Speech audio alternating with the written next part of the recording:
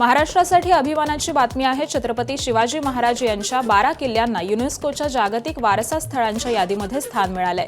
या संदर्भातील अधिकृत प्रमाणपत्र राज्याचे सांस्कृतिक कार्यमंत्री आशिष शेलार यांनी फ्रान्समधील युनेस्को कार्यालयामध्ये जाऊन स्वीकारलं।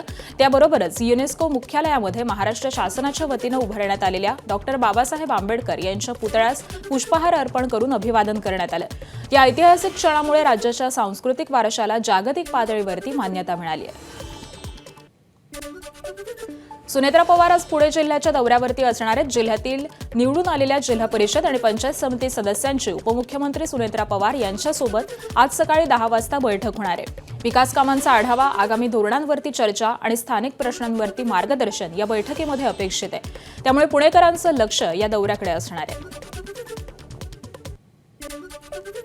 जिल्हा परिषद आणि पंचायत समितीच्या निवडणुका नुकत्याच पार पडल्या। मात्र सावंतवाडी तालुक्यातील कोलगाव जिल्हा परिषद मतदारसंघामधून भाजपच्या अधिकृत उमेदवार महेश सारंग यांचा पराभव करत भाजपचे बंडखोर अपक्ष उमेदवार नवनिर्वाचित जिल्हा परिषद सदस्य मायकल डिसोजा यांनी सावंतवाडीमध्ये लावलेले बॅनर हा चर्चेचा विषय ठरलाय। किंगमेकर म्हणून उल्लेख करत थेट भाजप प्रदेशाध्यक्ष रवींद्र चव्हाण यांच्या फोटोसह बॅनर झळकल्यामुळे राजकीय वर्तुळामध्ये चर्चेला उधाण आलंय। हिंगोलीमध्ये जिल्हास्तरीय मिनी सरस प्रदर्शनाला सुरुवात झाली आहे। जिल्हाधिकारी आणि जिल्हा परिषदेचे मुख्य कार्यकारी अधिकारी यांच्या हस्ते या प्रदर्शनाचं उद्घाटन करण्यात आलं। ग्रामीण विकास विभागाच्या माध्यमातून महिला बचत गटांनी तयार केलेल्या विविध उत्पादनांच्या प्रदर्शन आणि विक्रीसाठी हे व्यासपीठ उभं करण्यात आलंय। प्रकल्प संचालक नामदेव केंद्रे यांच्या नेतृत्वाखाली या उपक्रमाचं आयोजन करण्यात आलं। हिंगोली जिल्ह्यातील तब्बल 116 महिला बचत गटांनी सहभाग नोंदवलेला असून उत्पादनांची पाहणी आणि खरेदीसाठी नागरिकांची मोठी गर्दी होतीये। तर हे प्रदर्शन 9 दिवस सुरू असणार आहे।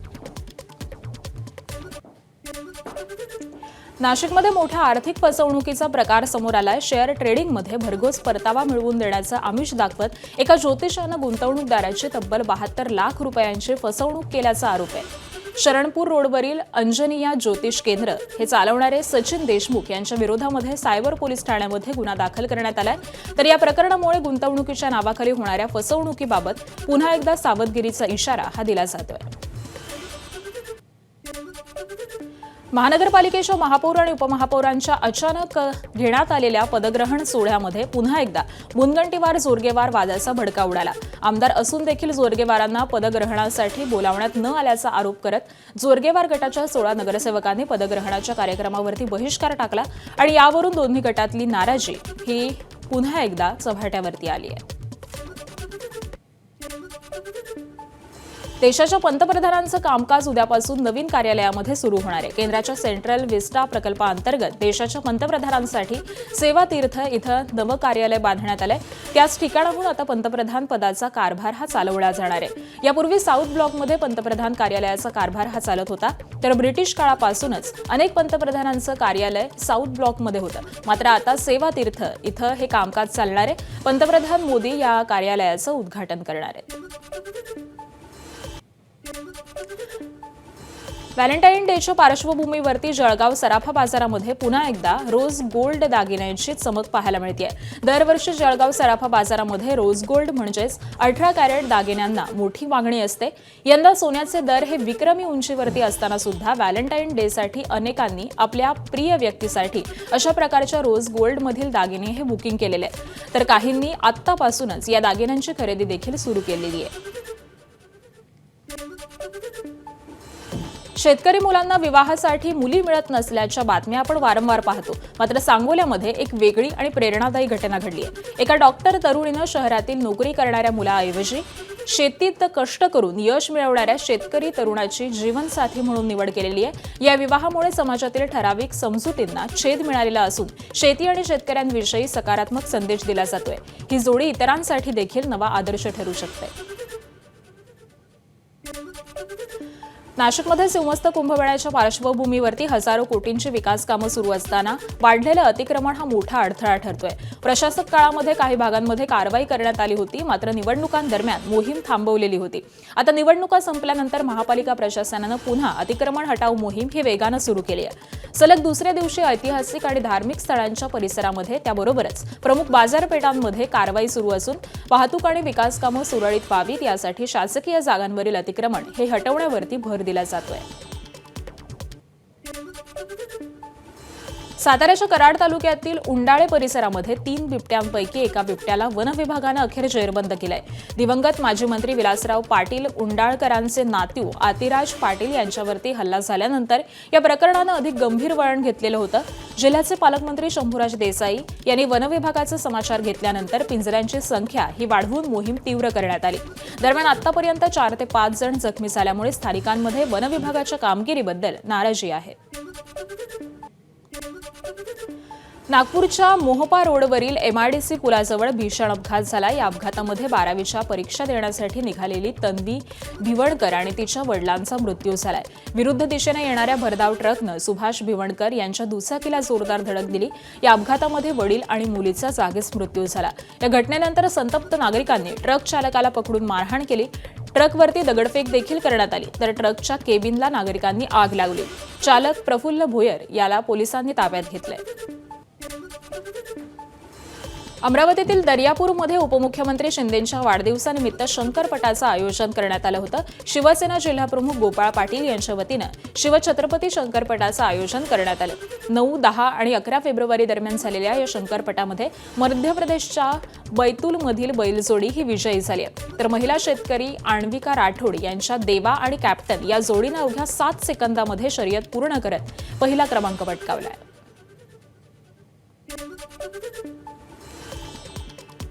अजितदादांनी विलिनीकरणाबाबत काही भूमिका मांडली असेल तर त्यावरती शंका घेण्याचं काही कारण नाही, अशी प्रतिक्रिया राष्ट्रवादीचे आमदार सुनील शेळके यांनी दिली आहे.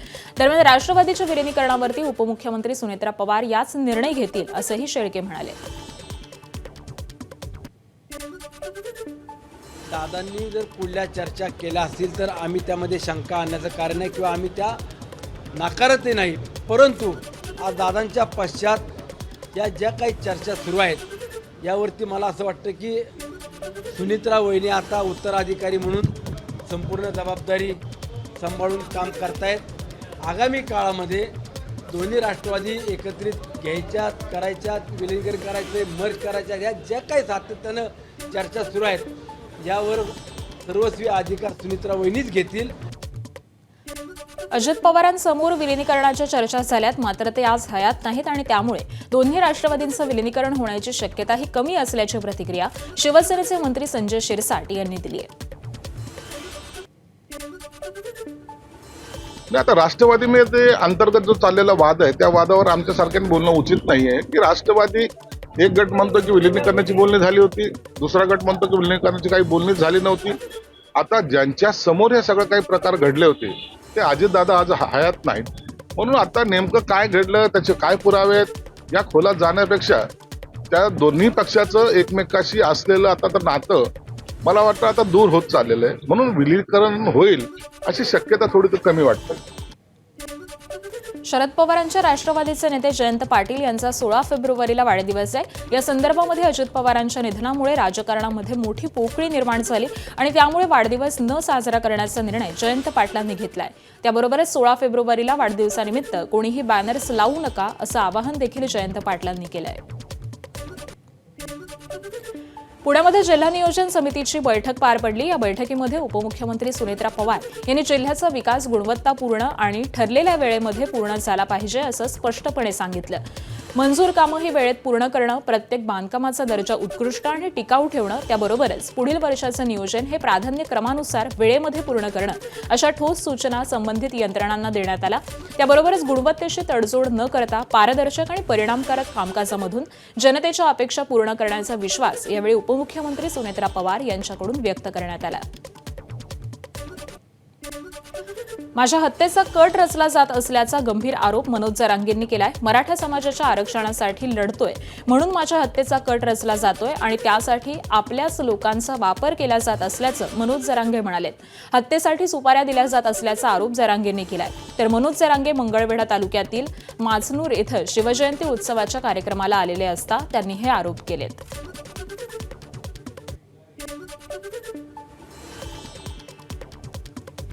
बाळासाठी बोलतो म्हणून मला दुश्मनी झाला हे मला वैरी समजायला लागले. माझ्या घरात स्वतःच्या सुपाऱ्या द्यायला लागल्या. का तर मी मराठ्यांना मोठं करायला लागलो, मराठ्यांचे पोरं मोठे करायला लागलो म्हणून हे माझ्या सुपाऱ्या द्यायला लागले.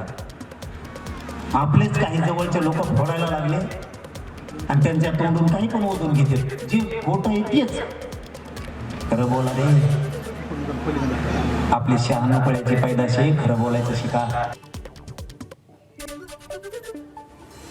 मनोज जरांगे सातारा संस्थान, मिरज आणि कोल्हापूर संस्थानचे गॅझेटियर लागू करण्यासाठी पश्चिम महाराष्ट्रामध्ये बैठका घेणार आहेत.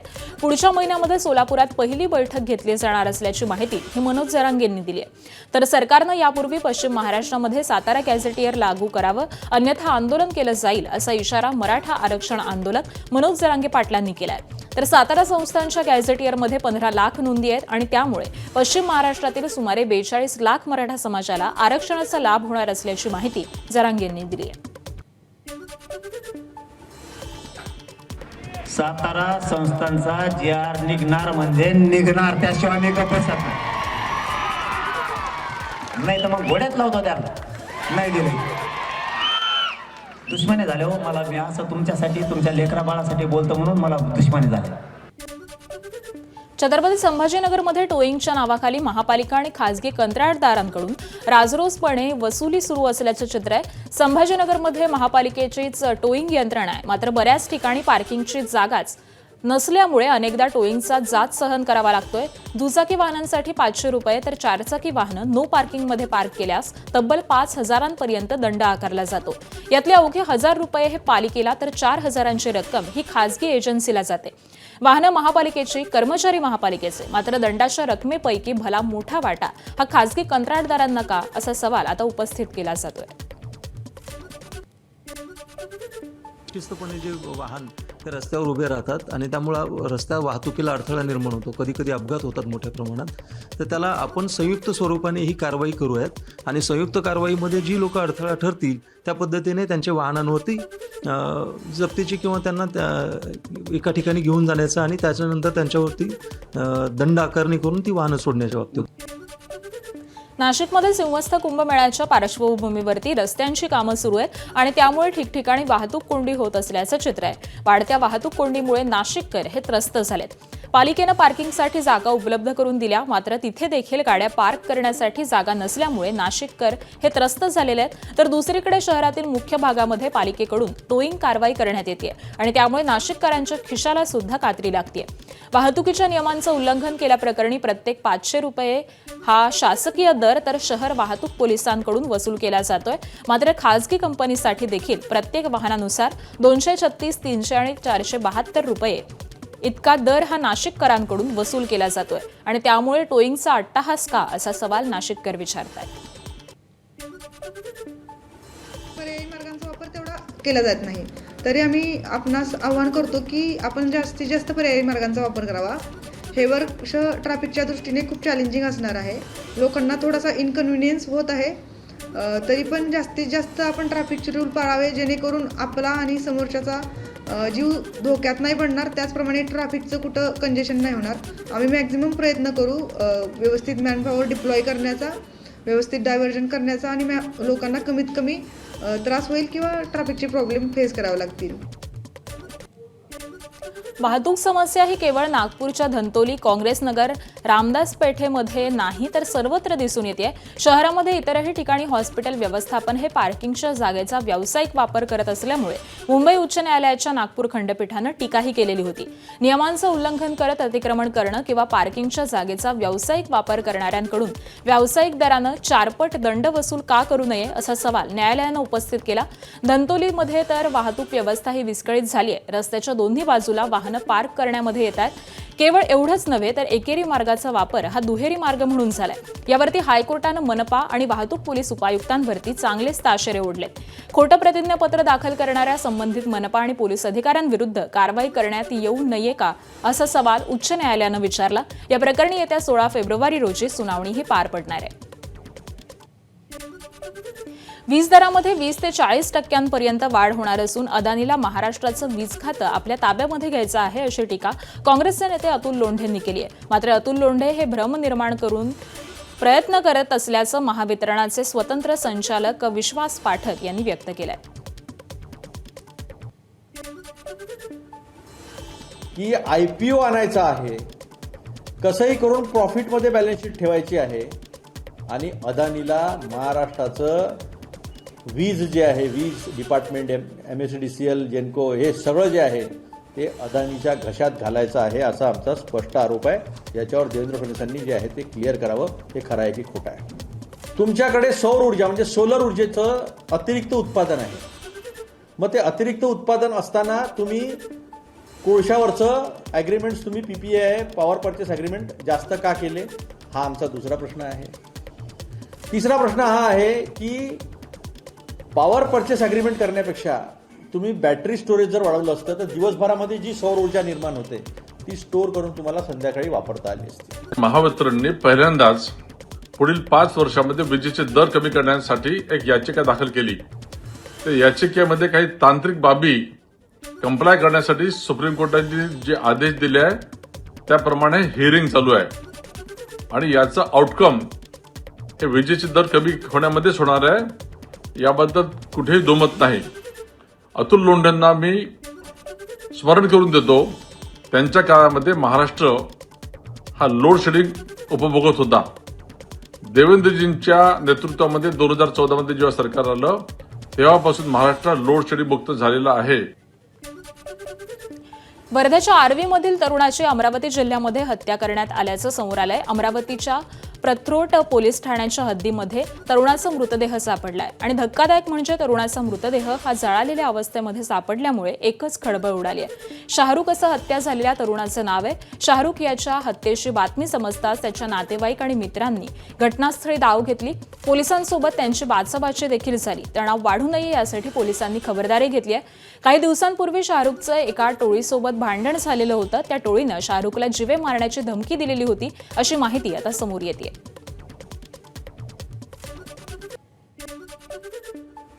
हे जे 20-20 खत होतं महालक्ष्मी फर्टिलायझर निर्मित आणि VK फर्टिलायझर यांनी पणन केलेलं, हे कोपरगाव तालुक्यात आणखी 9 कृषी सेवा केंद्रवाल्यांनी विक्री केलेली आहे. त्यापैकी 4 कृषी सेवा केंद्रात आपल्याला त्याचं मटेरियल आढळलं, ज्याला आपण सध्या विक्रीबंद आदेश दिलेला आहे. FIR प्रोसेस झाल्यानंतर आपण ते मटेरियल सीज करणार आहे आणि माननीय कलेक्टर अहिल्यानगर यांना आपण त्याचा अहवालही सादर करणार आहे. ज्यांच्याकडे मटेरियल सध्या शिल्लक आहे त्याची जर क्वांटिटी जर आपण बघितली तर ती क्वांटिटी आहे जवळजवळ 28.5 मेट्रिक टन आणि ज्याची पूर्ण सध्या मार्केट व्हॅल्यू आहे 7,81,000. नांदेडच्या किनवट तालुक्यातील दयाळ धानोरा परिसरामध्ये एका अस्वलानं तब्बल 9 शेतकऱ्यांवरती प्राणघातक हल्ला केला होता. अस्वलाच्या हल्ल्यामध्ये एका व्यक्तीचा मृत्यू झाला होता तर 8 जण हे गंभीर जखमी झालेले आहेत. या हल्लेखोर अस्वलामुळे परिसरामध्ये मोठी दहशत पसरलेली होती. अखेर या अस्वलाला जेरबंद करण्यात आलंय. अवघ्या 18 तासांच्या आत या अस्वलाला जेरबंद करण्यामध्ये वनविभागाला यश आलंय. रत्नागिरीच्या संगमेश्वरमधील लोवेले गावामध्ये कोरड्या विहिरीमध्ये पडलेल्या रानगव्यांना वनविभागानं सुखरूप बाहेर काढलंय. काल रात्री 11:30च्या सुमारास संतोष खेडेकर यांच्या शेतातील कोरड्या विहिरीमध्ये 5 रानगवे हे पडलेले होते. याबाबत माहिती मिळताच वनविभागाचे अधिकारी आणि कर्मचाऱ्यांनी घटनास्थळी धाव घेतली. 15 ते 20 फूट खोल विहिरीमध्ये हे गवे पडलेले होते. JCBच्या साहाय्यानं विहिरीच्या एका बाजूला रॅम्प तयार करून या सर्व गव्यांना सुरक्षितपणे बाहेर काढण्यात आलंय. साताऱ्याच्या कराड तालुक्यातील उंडाळे परिसरामध्ये 3 बिबट्यांपैकी एका बिबट्याला वनविभागानं अखेर जेरबंद केलंय. दिवंगत माजी मंत्री विलासराव पाटील उंडाळकरांचे नातू आदिराज पाटील यांच्यावरती हल्ला झाल्यानंतर या प्रकरणानं अधिक गंभीर वळण घेतलेलं होतं. जिल्ह्याचे पालकमंत्री शंभूराज देसाई यांनी वनविभागाचा समाचार घेतल्यानंतर पिंजऱ्यांची संख्या वाढवून मोहीम ही तीव्र करण्यात आली होती. दरम्यान आतापर्यंत 4 ते 5 जण हे जखमी झाल्यामुळे स्थानिकांमध्ये वनविभागाच्या कामगिरीबद्दल नाराजी व्यक्त होतीये. आपला शेजारी देश असलेल्या बांगलादेशामध्ये सार्वत्रिक निवडणुका पार पडतात. या निवडणुकांसाठी आज संध्याकाळपर्यंत मतदान पार पडले आणि त्यानंतर मतमोजणीही सुरू झाली. या निवडणुकांचे निकाल हे हाती येण्याची शक्यता आहे. बांगलादेशच्या माजी पंतप्रधान शेख हसीना यांच्या विरोधामध्ये बांगलादेशात हिंसक आंदोलन झालेलं होतं आणि त्यामुळे शेख हसीना यांचं सरकार कोसळलं. त्यानंतर आता पहिलीच निवडणूक पार पडतीये. या निवडणुकीमध्ये शेख हसीना यांच्या अवामी लीगला सहभागी होण्यास बंदी घालण्यात आलेली आहे आणि त्यामुळे बांगलादेशमध्ये जमाते इस्लामी आणि बांगलादेश नॅशनलिस्ट पार्टीची मुख्य लढत होतीये. अमरावती जिल्ह्यातील अंजनगाव सुरजीमध्ये श्री देवनाथ मठाच्या महाभिक्षा फेरीला सुरुवात झाली आहे. विदर्भातील प्राचीन परंपरांपैकी एक असलेली महाभिक्षा फेरी ही पीठाधीश्वर श्री जितेंद्रनाथ महाराजांच्या उपस्थितीमध्ये 8 दिवस चालणार आहे. श्री देवनाथ मठाचे पीठाधीश वर्षामधून एकदा या भिक्षा फेरीसाठी अंजनगाव सुरजीमध्ये निघत असतात. यामागे 600 वर्षांची परंपरा असून श्री दत्तात्रेयांनी आद्य पीठाधीश श्री जनार्दन स्वामी महाराज यांना आपली प्रासादिक झोळीही प्रदान केली होती आणि तेव्हापासूनच ही प्रथा अविरतपणे चालू असल्याचं दिसतंय. श्री देवनाथ महाभिक्षा फेरी जी आहे हे पर्व मागील 600 वर्षापासून आपल्या या पीठ परंपरेच्या माध्यमातून सुरू आहे. ही परंपरा मागील 600 वर्ष प्राचीन आहे आणि दत्तपीठ परंपरा गुरुशिष्य या नात्याने चालू असलेली जनार्दन स्वामींपासून पैठणचे एकनाथ महाराजांनंतर आज विद्यमान पीठपुरुष श्री स्वामी जितेंद्रनाथ महाराज या परंपरेचे 18वे आचार्य आहे. आणि ही परंपरा ही दत्तपीठ परंपरा असल्यामुळे भिक्षा प्रपंचावरच हिचा उदरनिर्वाह चालत असतो. एबीपी माझा, उघडा डोळे बघा नीट.